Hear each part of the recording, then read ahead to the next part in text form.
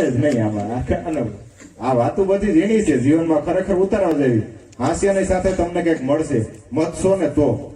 હા, એટલે ગુરુ એના શેલાને 45 દી સુધી ગીતાજી સમજાવ્યા અને પછી એટલું કીધું કે હવે તને ન સમજાણું હોય ને એ મને કે. અને ત્યારે શેલાએ એટલું કીધું કે ગુરુજી મને એક શબ્દમાં નથી ન સમજાયું. હું કે સર્વ ઉપનિષદો ગાવો દોગ્ધા ગોપાલ નંદન. શ્લોક છે આખો ગીતાનો.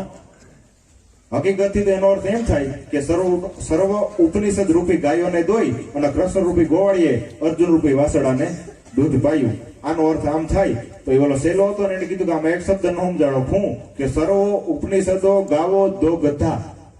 આ તો ગધા કોણ? અને ત્યારે ગુરુએ કીધું કે એક તું તારાથી મોટો હું.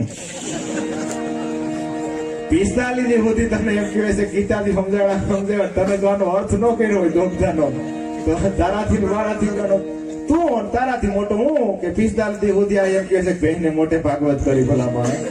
સમજદારી હોય ત્યાં મજા.